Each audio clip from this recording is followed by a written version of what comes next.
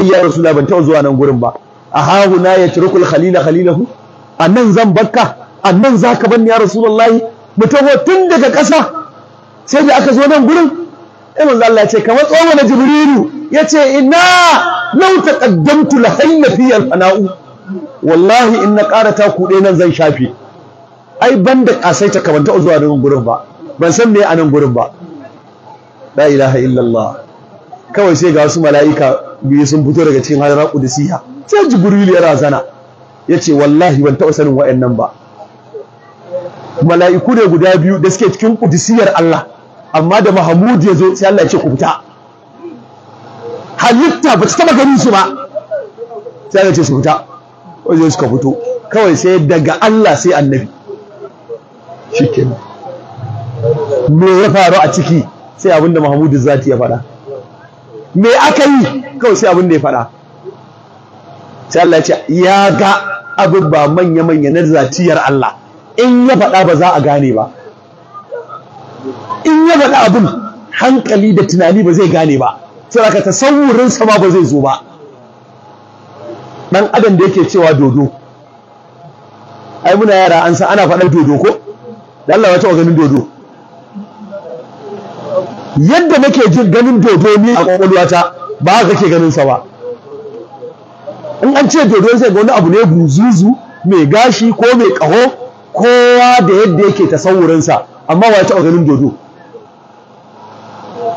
akwai fatalwa da ake cewa fatalwa wa ya taɓa ganin fatalwa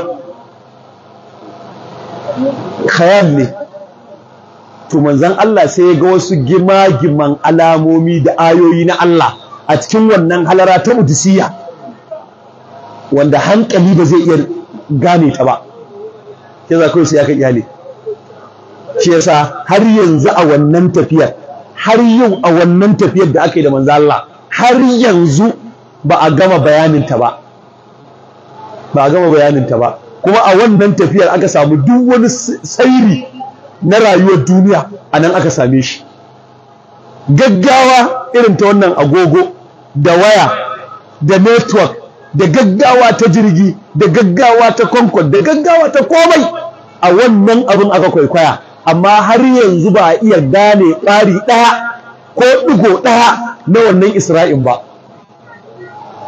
tafiyar da ake yi daga nan zuwa murfin sama tafiyar shekara 500 ce tafiyar shekara 500 ce daga nan zuwa murfin sama kowace sama tsakaninta da ƴar uwarta tafiyar shekara 500 ce to irin su guda 7 sai aka je gurin da duk saman ta dawo ƙasa ce gurin annabi yana takata sai ya je sidratul muntaha sai ya wuce ta ya hau rafarafu ya wuce da rafarafu aka je gun da Jibrilu ya tsaya aka je gurin da halitta ba ta taba zuwa ba banda zati a gurin amma duka a lokacin Aisha wata juya daga shimfiɗar da take ba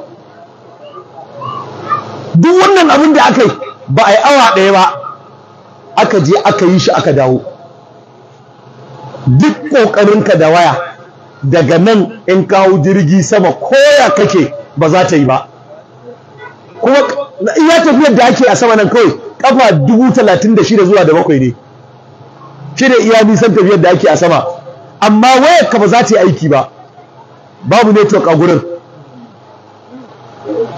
an gama da ilimin duk abin da kuke a iya ƙasa a iyaka kuke yi kafa 30,000 an gama ba za ka iya ganewa ba idan ka ba zai iya gano me ake yi a nan ba to amma mudin zati tafiyar shekara 500 yayi a cikin awa ɗaya yasa Aisha ta ce yana nan shimfiɗa ta mani bata ma san an yi ba ita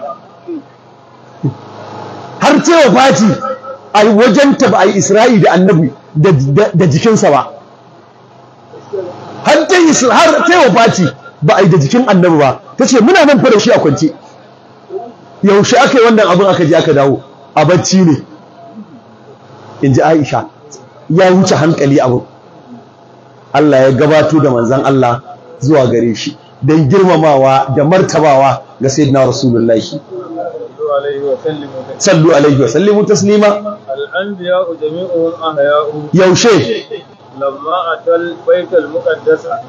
lokacin da annabawa mun sani tun daga annabi Adam zuwa kan annabi Isa kowa ya yi wafati ya mutu, wasu ma ga kaburburan su nan har yanzu cikin annabawan ana gani, ana zuwa ana ziyartar su. To amma ranar da aka yi wannan Isra'il sai Allah ya ce ku tashi na fasa kashe ku tashi mutuwa ku tazo, ku tashi an fasa mutuwa ku taso. Annabi Adamu fa, annabi Ibrahim fa, har shi ne yake kama hannun annabi da aka zo Baitul Muqaddas. Daga Baitul Muqaddas zuwa Makka ku tafiya kwana 40 ce, amma sai gashi manzo Allah ya zo har ya biya ta Madina, ya biyo ta Baitul Hamin, duk inda har inda taguwarsa za ta sauka sai da aka nuna manzo Allah a tafiya. Sai da je gurin ya tsaya ya sauka, aka ce huna muhajiruka, nan zaka dawo kai hijira. Duk a wannan tafiyar akai. Ya je kuma ana zuwa sai ga annabawan duka Allah ya taso su. Yanzu kai ka ce manzon Allah ba rayayye bane ba? Ga waɗannan annabawan duka Allah ya raya su har suka zo suka yi dafifi ana son a ga manzon Allah. Dafifi suka yi suna fitowa ganin dan Abdullahi, yau ga annabi ya zo musu. Allah ya raya su suka zo suka tarbe shi kuma yace ni akai sallabihim, wai bayan an raya su sai da aka dawo musu da rayuwa har suka yi ibada suka ce annabi sallabihim. manzo Allah yayi sallah tare da su ko yayi musu sallah. Wawu su gabaki daya suna masu bi, suna masu jawuwa ga manzon Allah. Kana al-imamu, shi kadai ne limami, shi kadai ne liman. Kowa da ka gani mamu ne wallahi, duk wanda ka gani bayan annabi yake bi, ba kowa a gaban san ba Allah ba. Sai ga annabawan gaba ɗaya sun koma bayansa, kada zuciyarka ta ce akwai wani annabi kamar sa, sun koma baya. Shine limamin nasu. Yana shigowa ya ji nauyi, annabi Ibrahim ya kamo shi ya ce anta imamul mursalina, mu ce kai ne za ka yi mana sallah. Wai shin annabi da gawa ya sallah ko da rayayyu ya sallah? Su dai gashi an tabbatar sun mutu, ba wanda yake da rayuwa a cikin su, to ko ga annabi ne musu sallah. Har da ya tafi sai ya haɗu da annabi Isa, annabi Musa a cikin kabarinsa, sai ce na ga annabi Musa kuma gashi yana sallah a cikin kabari. Nan kuma gashi sun haɗu nan sun yi sallah, annabi sai da ya gaisa da kowa cikin annabawa, kowa sai da manzo Allah ya gaisa da su. Wannan annabuwa ne kenan, wannan annabuwa ne kenan. Dukkaninsu suka yi cappa, karkace wa iza akhadha Allahu misaqan nabiyina lama atatukum min kitabin wa hikmatin dinna a gaibu akai, yanzu ta dawo zahiriya. Zo ku san dan Abdullahi in ba ku san shi ba. Wanda yayi sabon Allah, shi Allah yake ba wa dama ya ga girman annabi. Da kan kaga mutum yana wani abu a janabin manzon Allah ba komai bane shi a gurin Allah. Wallahi bai isa a gurin Allah ba. Shi yasa aka sa masa kin annabi irin su dan Abdul Wahhabi. Allah ba komai bane shi a gurin Allah. Shi yasa aka jarrabe su. Ina manya-manyan kafirai da suka rayu da annabi, ina su Usbatu, ina su Shaibatu, ina su Abu Lahab, ina manya-manyan da suka rayu suna kinsa. To kuma ina su Abubakar Siddiq yau, kowa so yake ma a ambaci Abubakar dan ya ji daɗi. Haka yake ya rayu da makiya. Dan yanzu kaga wani yana da'awa da kin annabi a zuciyarsa, yana iya faɗawa annabi magana, dan me zaka yi wani abu? Yana da asali. Kai ma da kaji kana guruwar san annabi a zuciyarka, kana da magabata. Allah ya gama raba aiki, Allah baya sabon aiki. Kowane tsuntsu kukan gidansu yake. In kaga kana son annabi, asalin iyayenka ne suke kauna annabi. In kaga ka raina annabi, zaka yi faɗa wa annabi duk magana da kaga dama, iyayenka ne suke da wannan tsarin. A cikin kakanninka akwai makiyin annabi wanda yake gaba da manzo Allah, ce sa Allah ya fidda kai a cikin zuriyar kake iya gaya wa annabi abin da kaga dama. In ko kaga kai son ka da annabi da gaske ne, nema kake ka ganshi, nema kake ka ziyarce shi, nema kake kai masa salati, nema kake ka girmama shi, ka ji nauyin su a zuci, asali ne kai ma ka dauka. Sai ga annabawa sun bi bayansa, ya shige gaba ya musu sallah, kuma Allah ya raya su saboda annabi, sun rayu har sun yi sallah saboda annabi. Wannan kasaita ta annabi ta isa, wannan girma na annabi ya isa. Allah ka jarrabe mu da sansa. sallu alaihi kai kuwa annabi salati, sallu alaihi wa sallimu taslima. Hina wujud, ai ƙasa dandariyar ƙasa ta sami ɗaukaka sanda aka haifi manzon Allah.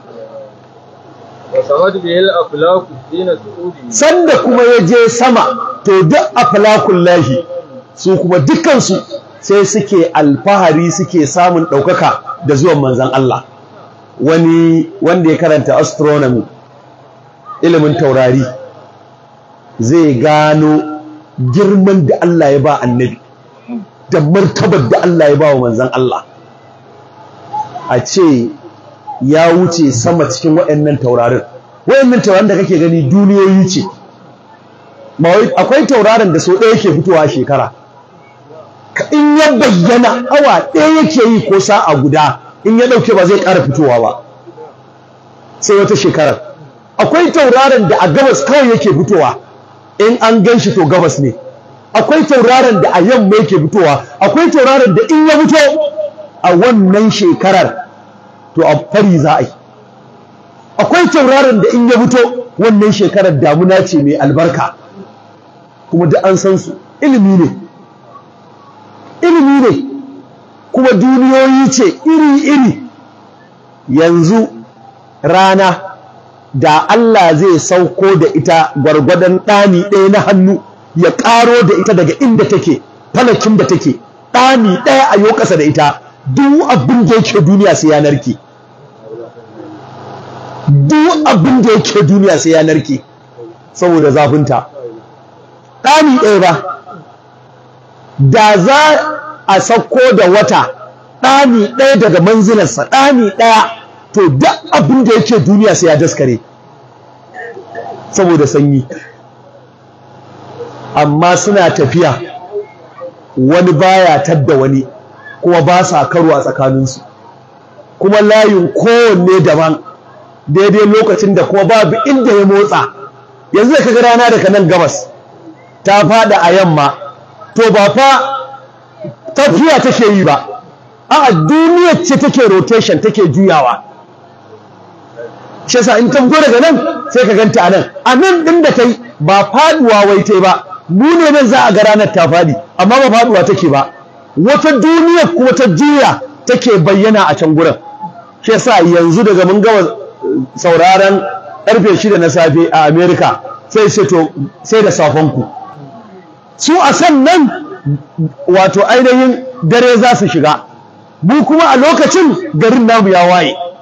Saboda ranar da ta fito a nan da ta yi nan gurin, ba wai tafiya ranar take ba, duniyar ce take motsawa. Falaki ce rana, malam ilimi ne sosai wanda zai gaya maka girman Allah. Sannan ga baharul ma'akuf, kogi ne na wuta wanda yake ci da wuta shi kuma a sama. In Allah ya so ya ruwan azaba, sai ya kece wannan kogin sai ya zubo, sai annabi ya wuce ta cikinsa. Baharul ma'akuf sunansa, kogi ne a sama. Yanzu wannan gajimaren in kawo jirgi, yadda ka san ka taba auduga haka yake, yadda ka san auduga ko sweet campo, yadda ka san sweet campo haka za ka gan shi. Har wannan gajimaren sai ya dawo ƙasan jirginka, kana tafa kuma gashi yanzu gajimaren ka dawo ƙasansa, yana ƙasanka. Inda za ka taɓa sai ka kamar sweet campo. To daga sama akwai kuma baharul ma'akufu, shi ko kogin wuta ne. Gajimaren in ya haɗi sai ruwa ya zubo, to samansa kuma wuta ce, irin yadda akwai mutane annabi Shu'aibu. To duk nabi zahidi ya wuce ta. Shi yasa sanin annabi sai dai Allah, sai dai Allah. Saboda aflaku su ma sun yi murna da zuwan manzo Allah sallallahu alaihi wasallama. Ƙasa ta yi murna da zuwansa, sama ta yi murna da zuwansa, amma ga ɗan adam baya murna watan annabi ya kama. Inna lillahi wa inna ilaihi raji'un. Kamar ba a gane ba. Sama tana murna annabi ya je mata, ƙasa tana murna an samu annabi a cikinta, amma ga mutum kuma yana baƙin ciki watan maulidin annabi ya kama. Har yanzu ba a gane ba. Har ƙasa tana iya yin murna da samun manzon Allah, sama tana iya yin murna da samun annabi, amma kai kana baƙin ciki watan annabi ya kama? La haula wala quwwata illa billah. Kaga mutum ya caji imaninsa, makunnin zuciyarsa ya duba shi ya gani. Anya batirin bai mutu ba kuwa? Anya batirin zuciyar nan bai mutu ba? In dai da batirin mai ƙarfi wanda za a kunna ya kama, to aiko ya cancanta kai murna da annabi, ya cancanta kai farin ciki da annabi. wa man hawata bi hukmi hasudihi lamma ra'a la kaifa la tajsima. Da su sammai da ƙasai da duk abin da suka taro a cikinsu, aflaku da suke cikin sama da malakutun lahi da abubban da yake cikin ƙasa, abubban da yake dandariyar ƙasa wanda wala ya'lamuha illa hu, ba wanda ya san abin da ke dandariyar ƙasar nan sai Allah. Akwai tashoshi da ake yi irin geographics din nan, in aka nuna maka wata halittar a tunaninka baka taɓa tunanin akwai irin wannan halittar ba, amma ga ta kuma tana da abinci a gurin Allah, kuma Allah ya san lalura da take kashe ta da lalura da take raya ta, ya san abincin da take ci ta rayu, ya san abincin da take ci ya bata mata ciki, ya san kaza, ya san namiji a cikinta, ya san mace, ya san adadin kwanakin da za ta yi a duniya, hatta da kadangare an san adadin shekarunsa, dan adam an san adadin shekarunsa, in dai shekara 100 ya gama amfani, komai fa sai an masa. Dan adam kenan, kuda in ya haura kwana 7 ya gama, shazuma mu baya yin wata guda, haka za ka yi ta gani, kowanne iya muddin rayuwarsa an tsara masa ita, duka Allah ya sani. To duk wannan halittu na Allah wanda ake gani da wanda ba ka gani, yanzu irin su network ɗin nan, data, wa yake ganin data yana ce wallahi ba data. Wai me datan nan? Me data? Amma ya ga wallahi ba data. Me data? Da Allah nuna mun data. Halittu ne na Allah wanda ido baya ganin su.